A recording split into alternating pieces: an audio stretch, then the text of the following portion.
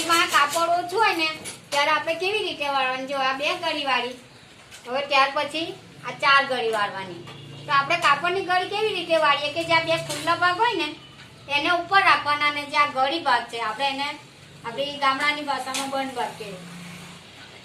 અને ગળી ભાગો કહેવાય, બંધ ભાગો કહેવાય, અને એને ફોલ્હો કહેવાય.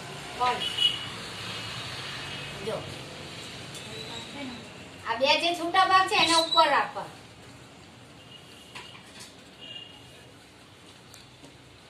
હવે આપણે ધારો કે આપણી ખસ્તક પહોળાઈ 70 છે ને આપણી પાસે કદાચ કાપડ હમણાં બરાબર છે, પણ સંજોગોવશ કે આપણી પાસે એવું ટુકડો પડેલો ને આપણે એમાં પ્લાઝો બનાવવો હોય તો આપણે શું કરવાનું? ઓછો હોય ને તો આ 2 ગળી આમ ખરી લેવાની.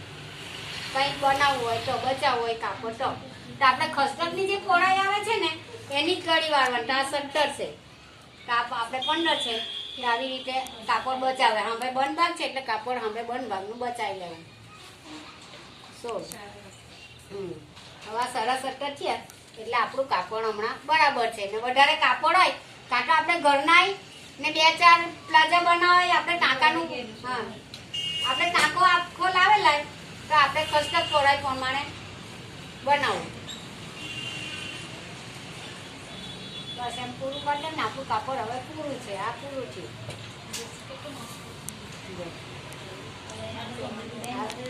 હવે આપણે 17 લેવાનું છે. 17 ઉપર નિશાન કરી દીધું. આ તો ખાલી પહોળાઈને આપણે માપ લીધો. કાપડ આપણી પાસે ઓછું છે એટલા માટે. હવે 0 થી 1 લંબાઈ કેટલું થયું? 41. ટોટલ 41 ને આપણું પેલું 37 છે. એમાં આપણે નીચે 2 ઇંચ વાળવાનું છે, ઉપર આપણે ઇલાસ્ટિક માટે 2 ઇંચ વાળવાનું છે, એટલે 4 ઉમેરી છે. ને કદાચ આપણું કાપડ નીચે ટૂંકું પડે તો આપણે અલગ પટ્ટી આપીને પણ વાળી શકીએ ને ઉપર પણ વાળી શકીએ. આપણી મેન જે લંબાઈ છે એટલું કાપડ હોય તો આપણે ઉપર નીચેની 2 ઇંચ આપણે અલગ પટ્ટી આપીને વાળી લેવું. ને કાપડ પૂરું હોય તો આપણે પૂરું લઈ લેવું. તો હવે આપણી આ કાપડ પૂરું છે એટલે એક માપ લઈ લીધો. આપણે કાપડ પર નંબર આપવાના છે. આ 0 થી 1 લંબાઈ 42 છે ને આપણી કાપડ પૂરું છે એટલે એના માપ લેવાય છે. હવે 0 થી 2 આપણું 14.5 છે તો આપણે 14 પણ લઈ શકીએ, કેમ કે આપણે ઇલાસ્ટિક રાખવાનું છે. આપણો માપ મોટો છે એટલે આપણે થોડુંક વધારે હોય તો એ ચાલે. ઇલાસ્ટિક છે એટલે આવી જાય. હા, હવે આપણે 16 લીધું ખસ્તક લંબાઈ થયું. હવે આમાં આપણે પેલું ઉમેરીને લીધું ને, એટલે 67. હવે આ થોડું એ કરી દેવાનું. પછી આપણે આ લીટી કુટપટી લાવવાની. આ આપણે આની લીટી લઈ લેવાની. આ લીટી દોરાઈ ગઈ લંબાઈની. હવે આપણે એને આકાર આપવાનો છે.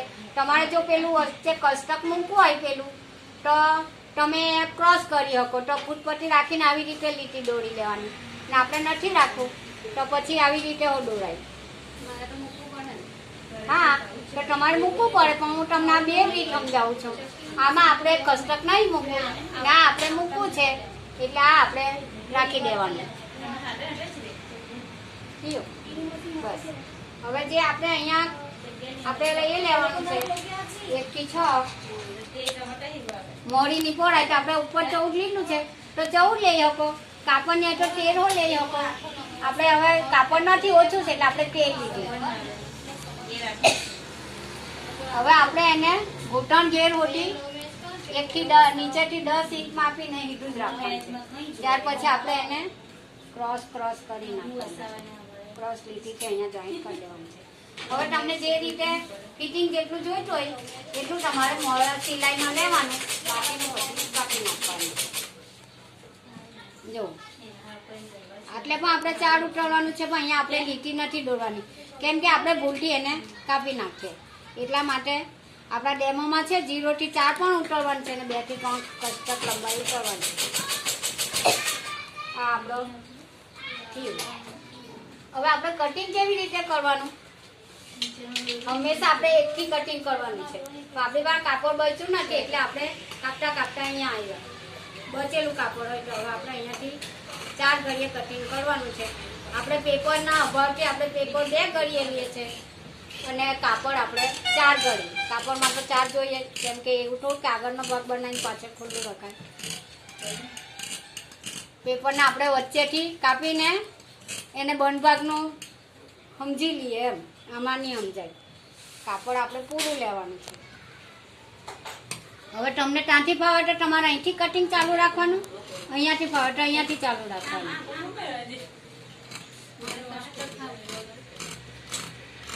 આ 2 લીટી દોરાય ને ત્યારે પ્રોબ્લેમ આપો. સમજવા માટે આપણે 2 લીટી દોરી છે એટલે તમારે કટિંગ વખતે ધ્યાન રાખવાનું. બસ અહીંયાથી હવે આ તમને તમે 10 ઇંચનું કસ્ટક રાખો કે જે ઇંચનું રાખવાના તે ઇંચનું તમારે માપ લઈને અહીંયા ટાંચ માટે અને એટલે અહીંયાથી તમારે કસ્ટક રાખવાનું. લાવો મેં હવે